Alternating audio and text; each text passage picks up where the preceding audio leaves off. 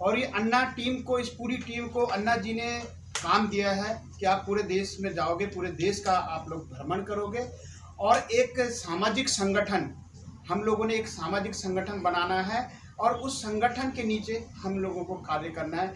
उसमें हम लोगों ने जो जितने भी भारत के सामाजिक संगठन है उन सभी संगठनों को समन्वयक बनाना है और उनको अन्ना जी का जो संगठन है उसके साथ में जोड़कर पूरे देश में हम लोगों का किसी राजनीतिक पार्टी से विद्वेष कोई दो भावना ही नहीं है कि हम लोग उनके खिलाफ है। हमारे लिए तो सारी पार्टियां एक समान है, पूरे देश की पार्टियां राजनीतिक एक जैसी है।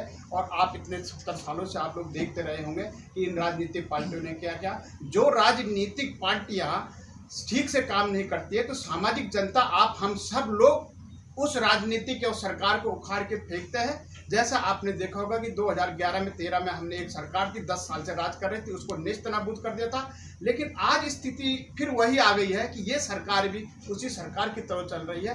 तो इसलिए हम लोगों ने चाहा है कि इस सरकार के खिलाफ भी अगर कोई गलत कार्य कर रही है, किसानों की बातों को नहीं सुन रही है, 9 महीने से यदि किसान बैठा है उनकी बातों को सुना जाना चाहिए। देश में जैसे महंगाई बढ़ रही है, महंगाई की तरफ सरकार को ध्यान देना चाहिए। यदि इन सारे मुद्दों को जनता के साथ फिर हम लोगों को जाना पड़ेगा और हम लोगों की एक मजबूरी है कि हम लोग जनता के साथ जाएं, हमारा कर्तव्य है। हम किसी राजनीतिक पार्टी के नहीं हैं, हम लोग किसी राजनीति के लिए वोट नहीं मांग रहे हैं, हम लोग सिर्फ समाज के लिए आप लोगों के साथ, पूरे देश के साथ खड़े हैं। हम लोगों ने कभी कोई चुनाव लड़ा ना कभी कोई चुनाव लड़ने वाले। जिस प्रकार से अन्ना जी भी कहते हैं कि ना हमें चुनाव लड़ना ना हमें चुनाव लड़वाना है, हमें जो गलत करती है उस सरकार के खिलाफ खड़ा होना है। और खड़ा होकर हम लोगों को सबसे पहले एक संगठन की आवश्यकता है। बीच में हम लोग फेल इसलिए हो गए थे कि संगठन नहीं था, 1-2 व्यक्तियों के हाथों में था, उन्होंने अपना टीम बनाई थी तो वो टीम लेके अपना अलग चले गए, अन्ना जी को भूल गए और वो सत्ता के, आज आप देख रहे होंगे सत्ता के अंदर है।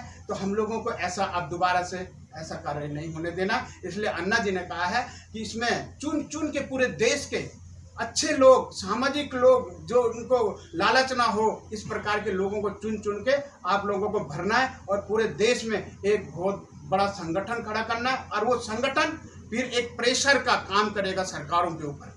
सरकार जो भी गलत कार्य करेगी, क्योंकि राजनीतिक पार्टी तो किसी का काम करेगी नहीं तो लालच दे देगी चुनाव के टाइम पे, फिर वो 5 साल तक जनप्रतिनिधि दिखते नहीं है।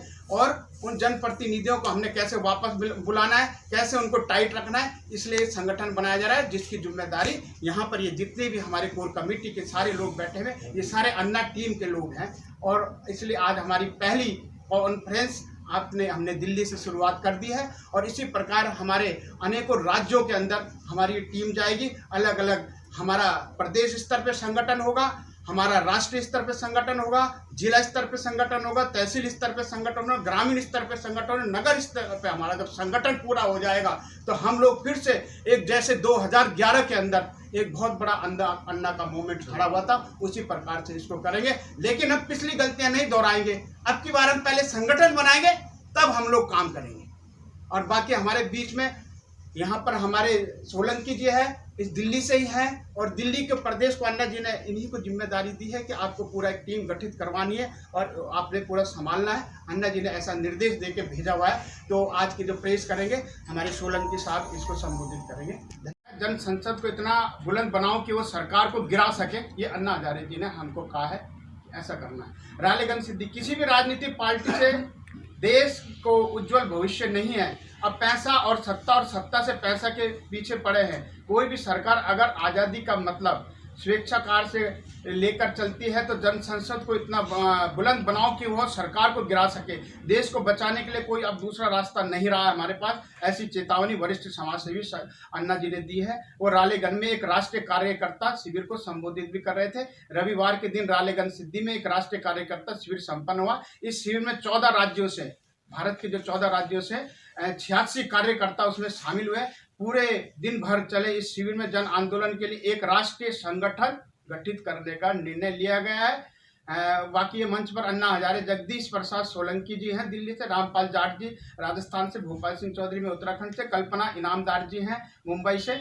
और ये जो कल्पना इनामदार जी है ये पूरे संगठन को बनाने का काम देख रही है। पूरे देश की जिम्मेदारी अन्ना जी ने कल्पना जी को सौंपी है और कल्पना जी ही इस कार्य को पूरा देखेगी। और क्योंकि अन्ना जी बुजुर्ग हो गए हैं, ज़्यादा उम्र है, इतना काम नहीं कर पाते हैं, तो उसके एवज में कल्पना इनामदार जो वरिष्ठ समाज सेवी पूरे भारत में जानी माना नाम है, बहुत बड़ा, और बहुत बड़ा उसने काम किया, कल्पना इनामदार उनका नाम है।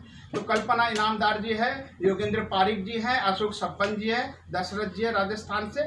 और शिविर को संबोधित करते अन्ना हजारे ने कई महत्वपूर्ण बातें भी रखी है। उन्होंने कहा, चाहे कांग्रेस हो या भाजपा हो, किसी भी पार्टी से देश का उज्जवल भविष्य नहीं दिखा हमें। देश को अगर बदलना है तो सरकार किसी भी पार्टी की होने दो, उस पर दबाव के लिए संसद के माध्यम से एक गैर राजनीतिक प्रेशर ग्रुप होना चाहिए।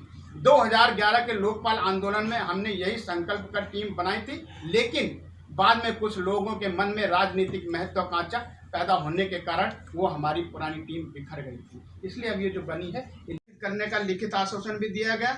शिविर में जनहित मुद्दों को पर चर्चा हुई। संगठन, राष्ट्रीय संगठन बनाने वालों में निर्णय लिया गया। प्रमुख कार्यकर्ताओं को जिम्मेदारी सौंपी गई। इस वक्त विकल्प प्रचार जो अभी हमारे यहाँ पे बीच में नहीं है, विष्णु प्रसाद बराल जी यहाँ पे नहीं है, दयानंद पाटिल कर्नाटक है वो यहाँ पर नहीं है, प्रवीण भारती उत्तर वो नहीं है, अशोक मलिक जी भी नहीं है, आदि कार्यकर्ता यहाँ पर थे। और लेकिन जो यहाँ पर हमारे कार्यकर्ता इस टाइम है, हमारे जगबीर घसोला जी यहाँ पे मौजूद है। बाकी आपके तो परिचय हो गए, सभी लोग अन्ना टीम के